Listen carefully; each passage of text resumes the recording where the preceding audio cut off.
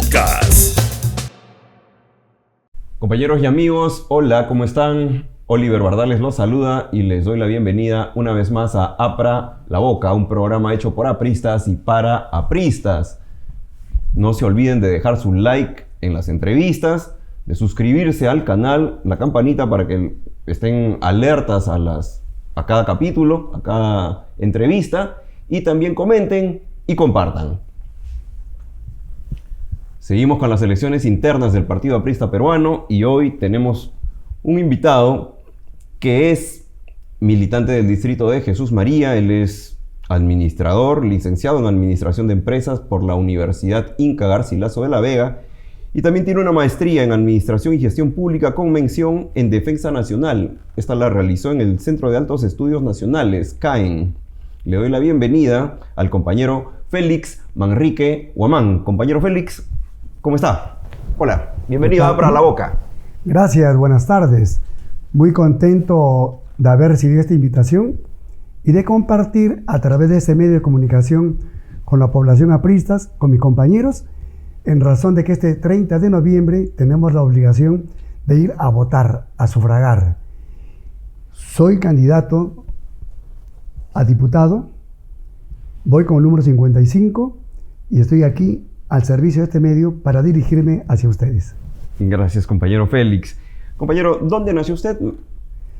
Nací en el distrito de Breña, provincia y departamento de Lima. De Lima. Pero sus padres son... Mi papá ayacuchano, por eso tengo en la sangre lo que es la rebeldía, y mi madre cusqueña, por el otro lado, la revolución. Bien. ¿Desde cuándo es aprista, compañero Félix? Una anécdota que siempre lo comento. El año 75 ingresé al primer ciclo en la Universidad Garcilaso de la Vega, en la Facultad de Administración. Al llegar al primer día de clases, había un profesor que era aprista y nos dicen, por favor, chicos, saquen papel y lapicero y apunten sobre el nombre de un libro que tienen que adquirir porque le va a servir muchísimo para el curso. Profesor, ¿cuál es el libro? El antiimperialismo y el APRA. Profesor, ¿y dónde lo compramos? En la Casa del Pueblo, Alfonso Ugarte 1012. Con el libro que muchos nos iniciamos. Fui para allá, me quedé y estoy hasta ahora aquí y me quedaré hasta mi muerte. Como tiene que ser. Como tiene que ser. Prometamos jamás desertar, ¿no? Así es, compañero. Bien. ¿Qué lo animó a postular a estas elecciones internas?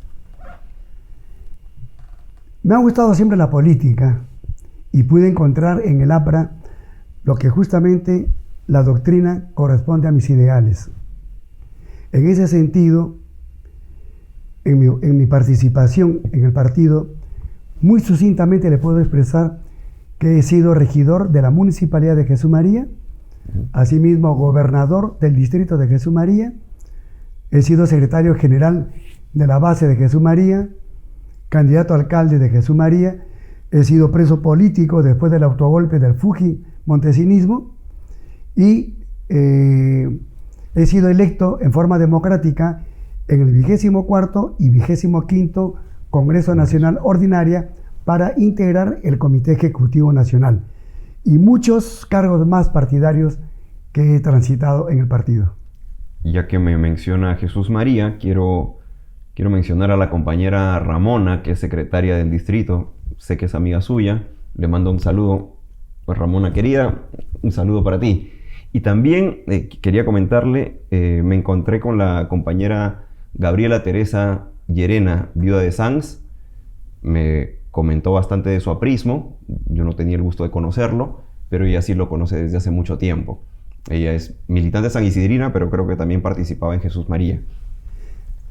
Desde esta tribuna, mi saludo fraterno y revolucionario a mi querida compañera Ramona, quien es actualmente secretaria general. Y un saludo también para la compañera Gabriela Teresa Llerena. Mi saludo con mucho afecto a Gabriela, a quien la conozco, juntamente lo conocí con su esposo. Y él ha sido secretario general de la base Jesús María. Ellos vivían, recuerdo bien, en el Girón Tizón y Bueno 5 y 25, porque a veces cuando había problemas con el local, que hubo un tiempo, nos reuníamos en su casa Y ahí aprendimos que basta que sea la casa de un compañero y se reúna para hacer actividades para que también se constituya en ser la casa del pueblo. Es una excelente compañera de un nivel A1, mi querida Gabriela Teresa Llerena, viuda de Sanz. Gracias.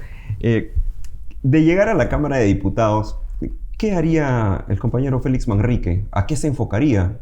De repente proyectos de ley, de repente temas de fiscalización, enfocarse más en el debate. Ya que tenemos dos funciones básicas, fundamentales, que es la fiscalización y la de generar leyes a través de iniciativas, como también representar, el hecho de representar, abocándome a lo que es la fiscalización, tendría que hacer una lucha frontal contra la corrupción.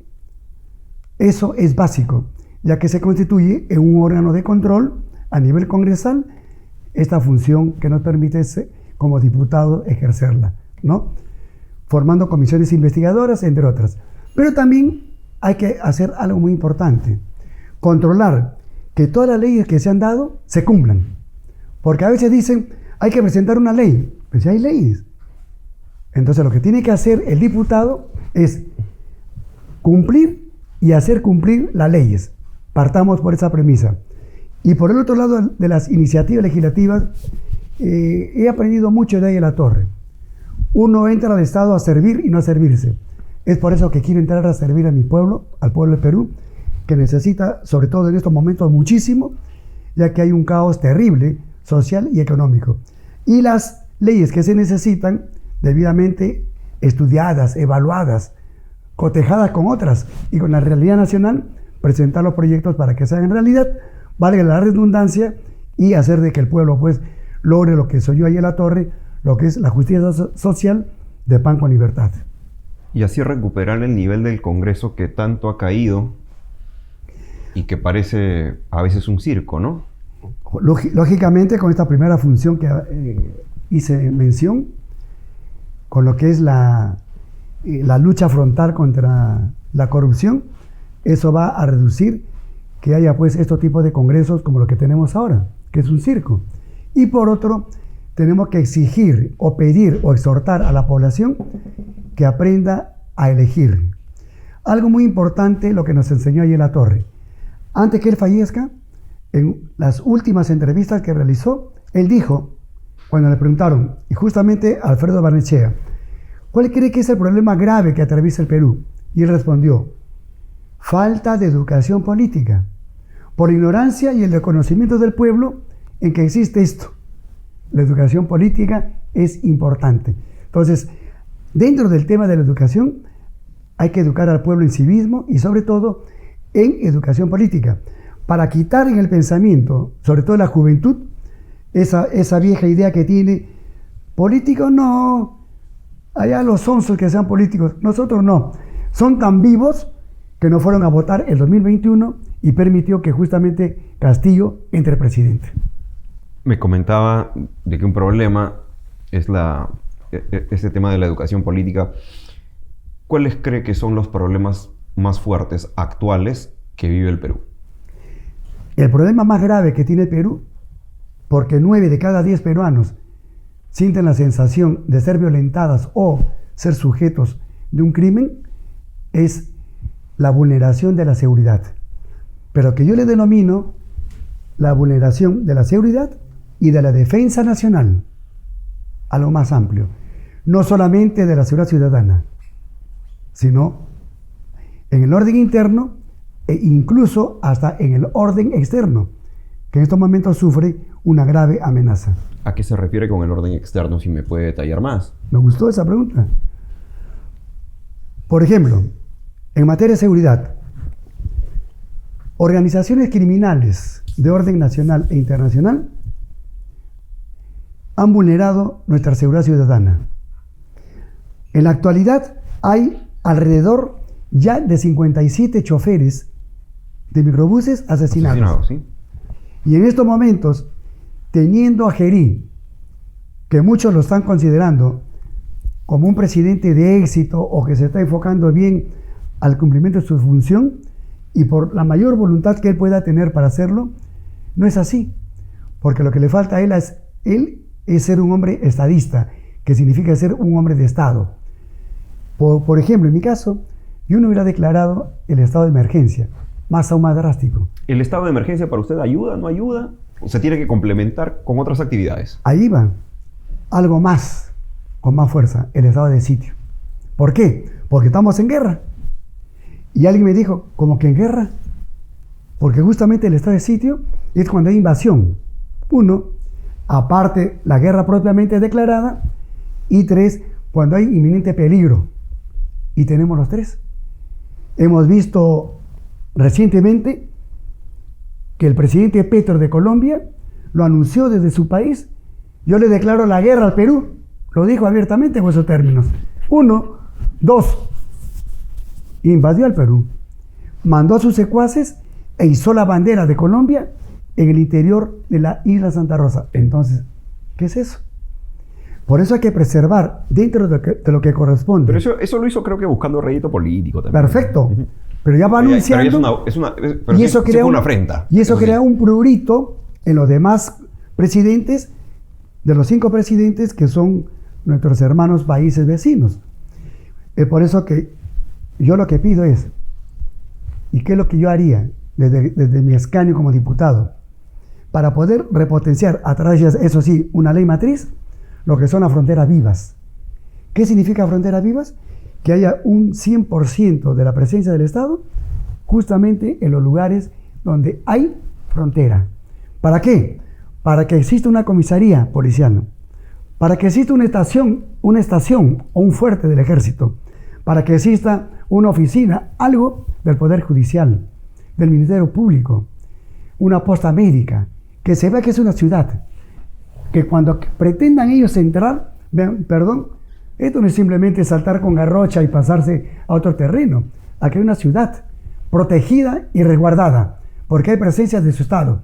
Y por otro extremo, evitar que nuestros compatriotas, los jóvenes, sean conducidos a los colegios aledaños, cruzando la frontera, y sus padres sean trabajadores de empresas o lugares de los países aledaños. Que eso conlleva a que el nacionalismo que debe tener la persona, entendiendo que nacionalismo es respetar su soberanía y amar a la patria, se esté diluyendo. ¿Por qué? Porque los encantos se lo da otro país, que es el vecino. Eso es en cuanto a materia externa que me solicitó a que le pueda explicar, porque tenemos 7.500 kilómetros de frontera alrededor o frente a estos 5 países vecinos. Y un poco descuidada la frontera, ¿no? Pero puedo profundizarme algo también de seguridad, porque no he respondido todo. Excelente. Por favor. Adelante. Yo anuncié que si persisten estos problemas, yo pediría desde mi escaño al Ejecutivo para que pueda declararse en este sitio y que el Congreso lo apruebe y brindarle todas las facilidades. Ese es por un lado. Por otro... ¿Estaría de acuerdo con los militares en las calles? Lógicamente, si ya estamos en guerra, hay que tener presente que el enemigo no solamente está en las fronteras hacia afuera. El enemigo extranjero está aquí. Y acabamos de expulsar a ese gran enemigo, que era el embajador de Cuba en el Perú, el Gallo Zamora. El Gallo Zamora. Entonces, hemos tenido un gran enemigo aquí, dentro. Y como ese hay muchos. Y por mucho tiempo. Y persiste. Entonces, hay que ser drástico. Por eso que yo invoco a mis compañeros que este 30 de noviembre podamos elegir a un precandidato presidencial que tenga coraje, valentía, que tenga pues energías, no un endeble, un tibio, que diga, no, lo que pasa, de repente hay problemas, no. Con inteligencia, con capacidad y con evaluación previa y con coraje, si hay algo que hay que hacerle frente, hagámoslo. ¿Por qué? Porque ahí está en estos momentos está en riesgo y en amenaza lo que es nuestra defensa nacional. Un ejemplo, he visto una población mayoritaria que se ha opuesto a la adquisición de 24 aeronaves por parte de la Fuerza Aérea del Perú. No es que estemos en guerra o que nosotros queremos malgastar. Esa es una medida persuasiva o disuasiva, que sirve para que vean que nuestros vecinos estamos nosotros protegidos, que tenemos nuestras armas mínimas, porque deberíamos tener por lo menos unas 100 aeronaves, como otros países. 24 es poco, pero por lo menos empecemos por ahí, porque es importantísimo. Es como si mandaríamos un policía, oye, vaya usted a hacer su guardia, pero sin revólver. No pues. Así pienso yo. Con drasticidad, pero sobre todo para salvaguardar la vida humana, la integridad de mi país y sobre todo lo que concierne a los bienes públicos y privados que deben ser protegidos por el Estado. Otro tema, hay mucha gente que está ya cansada de ver cómo más se defiende a los delincuentes que a la gente común, a la gente afectada. ¿Usted sería partidario de salirse del Pacto de San José? Usted está entrando a mis conceptos, a mis propuestas. Me gusta eso. ¿Impulsaría esa salida? Le voy a comentar algo. Porque todavía no he terminado incluso el tema de seguridad. Pero va por ahí. Va por ahí. Porque hay que tener presente de que hay que, en estos momentos, reformar el Sistema Nacional de Justicia.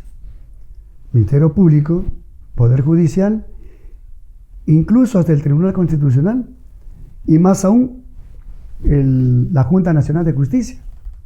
Bastante politizada por ahora, ¿no? Bastante politizada y necesita reformarse. Y empoderarse, no reformar, empoderar a la Policía Nacional del Perú. ¿Qué significa? ¿Y por qué no reformar? Porque ya Alan García reformó la Policía Nacional el 6 de diciembre del año 1988. Con la unificación. Cuando unificó a lo que era la Guardia Civil, cuya función y misión era la prevención de los delitos y faltas. La Policía de Investigación, que se llama la PIP, que era la investigación de los delitos y faltas. Y la Guardia Republicana, que se encargaba de resguardar las cárceles y las fronteras. Como había un conflicto interno entre la Guardia Civil y la Policía de Investigaciones para capturar a un delincuente o investigar algo, entonces, y eso afectaba incluso a la seguridad, entonces el presidente Alan García tomó la decisión de unificar. Hizo una reforma con un solo comando, pero eso sí, internamente cada uno cumplía su función. Lo que se llamaba el Código 1 para la GC, el Código 2 para la PIP y el Código 3 para la GR. Pero lamentablemente, gobiernos posteriores, como el de Humala y los posteriores hasta la actualidad, ¿qué hicieron posible? Que el general o el director de investigaciones no le gustaba y de castigo lo mandaba a ser director de turismo. Incongruente. Al director de la Policía de Tránsito lo mandaba a criminalística. Incongruente. Entonces, ¿qué hay que hacer? Empoderar. Desde la selección de personal tenemos que ver en sus requisitos que sean personas con capacidad o de repente hasta con estudios superiores, pero que demuestren intelecto. Pero eso lo va a captar cuando vea que haya un buen sueldo. Un buen sueldo. Y ya no va a servir para que diga el vecino, mira, tu hijo se ha convertido en un mal elemento, ¿no? Creo que le gusta el alcohol, para en las esquinas. Ya, voy a hablar con mi amigo el general para que lo meta a la policía. Como si fuera, pues, un reformatorio. Un reformatorio. Un castigo. Es por eso que tenemos algunos policías de esa naturaleza, ¿no? Entonces, ¿qué podemos hacer? Tenemos que empoderar a la policía desde su selección de personal. Y en los estudios, como son 5 años de cadete, los 2 primeros años generales, como la medicina. Ya después va entrando al tercero, cuarto, quinto en su especialización. Puede ser inteligencia, criminalística, operaciones especiales, seguridad ciudadana, etcétera, etcétera. Las especialidades que puedan tener y que de ahí se encaminen hasta que termine su carrera. Es como un médico. Se especializa en pediatría. No va a ir pues a gastroenterología. Si va de neurología, no se va a pasar pues a pediatría. Ya sigue en su especialidad. Va capacitándose, obteniendo mejores conocimientos para servir, pero en su especialidad. Así tiene que ser la policía. Empoderarla. Y, por otro, como ya lo había manifestado, declarar en ese sitio. Pero una recomendación. Alguno dice, ese es un tema policial. Y escuché a un candidato ya presidencial, que de otro partido, decir, el ministro del Interior tiene que ser un ex policía. Eso es falso. Porque la seguridad nacional no es propiedad de la policía, ni del ejército, o de la Fuerza Armada. Es multidisciplinario. Acá tú tienes que convocar o ver qué persona tiene mayor conocimiento o especialidad en materia de defensa, interno y externo, para poder tú ponerle un cargo de esta responsabilidad. Ministro del Interior o Ministro de Defensa. ¿Por qué? Porque conocen. Porque si es un policía, ese va a abocar más al tema policía. Y va a abandonar algo importante en lo que es en la seguridad, la parte preventiva. Y la parte preventiva justamente está el deporte, el uso de las bicicletas, aunque a uno no le gusta. Por ejemplo... Y con el deporte aleja a la juventud de las drogas, por ejemplo. Prevención en materia de seguridad. Claro. 1, 2, estudios. Que desde el hogar le prueban el estudio. Le consigue ese prurito. Eso quería tocar. Antes de la entrevista estábamos conversando sobre varios temas y sobre todo el tema educativo. Usted me decía que era pro vida, empezando, y que estaba en contra de lo que era la ideología de género. Yo estaba haciendo estas preguntas a varios precandidatos y quería también hacérselo a usted. ¿Cree que ha habido este intento de meter ideología de género en los colegios? Claro, pero aquí hay algo que me preguntó y no respondí y va a pensar que me he corrido. No, adelante. Ante todo, yo tengo en mis proyectos que se tenga que... La delincuencia nos ha declarado o ya nos ha sentenciado a la pena de muerte. La madre de familia en las noches está pero atemorizada de recibir noticias si sus hijos llegan bien o mal, o el esposo, y viceversa. Los hijos dicen, mi papá vendrá bien del trabajo, vendrá vivo, o qué le pasará. Es un trauma. Si la delincuencia nos ha sentenciado a la pena de muerte, yo promuevo la pena de muerte para la delincuencia, para la violación de niños y para las organizaciones criminales. O sea, no salimos del pacto. Entrando ahí, lo que es el feminicidio, en homenaje, que el día de ayer ha sido el Día Internacional de la No Violencia a la Mujer. Okay. Entonces, para protegerla y luchar contra el feminicidio, que es un asesinato, pena de muerte. Pero algo más, porque hay muchos que son amantes de las ofensas a las mujeres, que hasta con la mirada las tratan mal, y son unas personas que repelen a la mujer. Lo que le llaman, a lo que le acusan a López Aliaga, que es misógino. El misógino. Entonces, la misoginia, que sea punible, para que de esa forma cambiemos. ¿Nos educamos a las buenas o nos educamos pues con la palmeta que había antes, con la fuerza, y que así nos enseñaron? Y respecto a esta pregunta, es de pro vida. Yo no soy pro vida, soy amante de la vida. Yo no soy pro familia, soy amante de la familia, porque yo amo a Dios, amo a mi patria y amo al Partido Aprista Peruano. Y por eso yo he sentido, y lo sentimos todos, que ya la ideología de género ha entrado y que está sometido en la Agenda 2030. Sí. Es un peligro para la humanidad. Peligro, sí.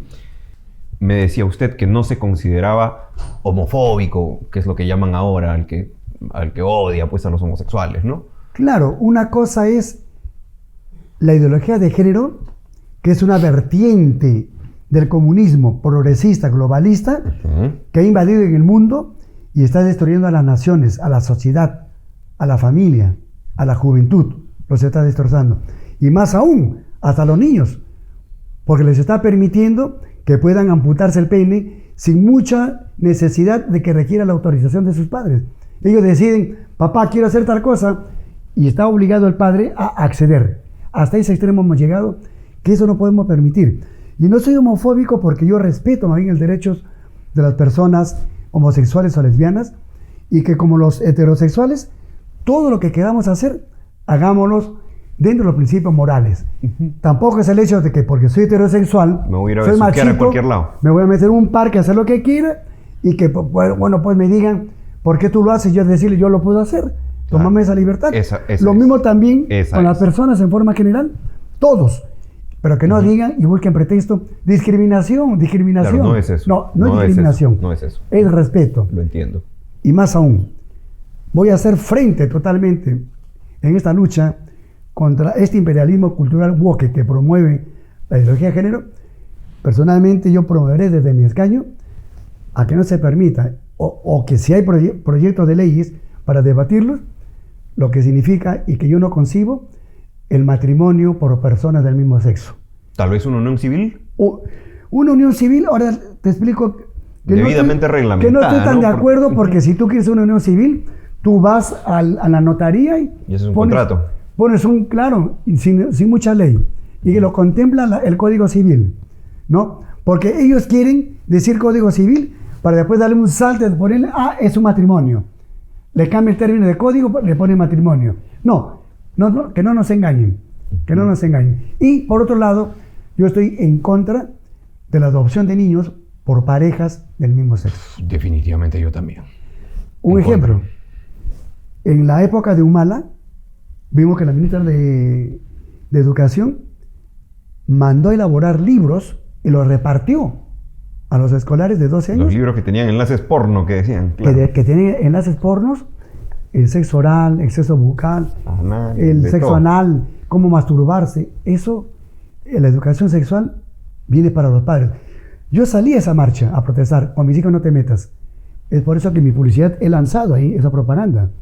Está en mi historia todo, con mis hijos no te metas, y estoy con un cartel que dice, hombre es hombre, mujer es mujer. Y así desfile con el cartel. Porque hay que respetar. Podrá ser homosexual o lesbiana, pero no deja de ser hombre y ser mujer. Otra cosa es que en materia de gustos y placeres, que se respeta, claro, tenga otra opción, ahí no me meto. Así es. En ese sentido. Nos queda corto el tiempo, compañero Manrique. Lo voy a invitar para otras entrevistas porque hay dos temas que quería tocar con usted a fondo que estábamos tocando antes. El tema de la Constitución, la comparación del 7.9 y la 9.3 y el tema de las bicicletas, las ciclovías. Ahora, ¿usted a qué plancha presidencial está apoyando? En primer lugar, para dirigirme a la población aprista, mis compañeros, que yo les invoco y voy a luchar para la restitución de la Constitución de 1979, en virtud del artículo 307 de esa Constitución. 1 y 2, porque en la actualidad no existe Constitución, es ilegal. Si lo reafirmó una Constitución o un tribunal constitucional, uno cometió un prevaricato. Y además era un tribunal ilegal porque lo había conformado una asamblea constituyente o una constitución ilegal. Eso es materia de discusión. Sí. Eso va a provocar un amplio debate. Es maravilloso. Y lo voy a invitar. Yo invoco aquí a los compañeros que quieran debatir, estoy dispuesto para ese tema. Y en cuanto a la plancha presidencial, estoy apoyando al magíster con estudios de doctorado, Juan Carlos Sánchez Monte de Oca. ¿Por qué cree que es el indicado? Porque es una persona que he visto entre los 15 o 14 que queda ahora de precandidatos, que es el único que presenta propuestas. Más allá de poder hablar la parte doctrinaria y partidaria sobre los problemas que acontece, que es importantísimo, pero también hay que presentar las propuestas porque estamos frente a una crisis en estos momentos y qué mejor que la población aprista, nuestros compañeros, vayan viendo de antemano qué es lo que está proponiendo para que en el caso llegue a ser presidente o diputado, los que son candidatos, qué es lo que piensa hacer. Como el tema, la inseguridad ciudadana o lo que yo denomino la vulneración de la seguridad y defensa nacional. Por eso, este 30 de noviembre, yo te pido un voto objetivo. No te pido que votes por mí. Ni mi número te he dado. Tiene que darlo. No te pido. ¿Sabes por qué? Porque yo quiero que tú analices de todos los candidatos o precandidatos sus propuestas. Si tú quieres votar por mí, averigua. ¿Quién soy? Soy Félix Manrique. ¿Qué número llevo? Postulo para diputado.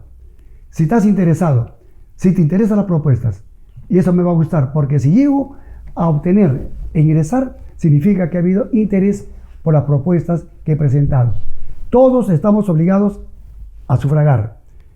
Marque o escribe el número 12 para la plancha presidencial y para diputados, en mi caso, usted investigue mi número y le agradezco bastante de antemano. Gracias, buenas tardes. Muchas gracias, compañero Manrique, ha sido un gusto tenerlo. Yo sí voy a tener que decir su número para informar a a la militancia. Muchas gracias por brindarme la entrevista. Hemos tenido al compañero Félix Manrique Guamán. Yo sí les voy a decir su número para que voten por él. Él va con el número 55 como precandidato a diputado. Compañeros y amigos, Oliver Bardales se despide de ustedes y ya estaremos en otra edición más de Apra la Boca. Nos vemos, compañeros. Like, suscríbanse, comenten y compartan. Nos vemos. Chao, chao.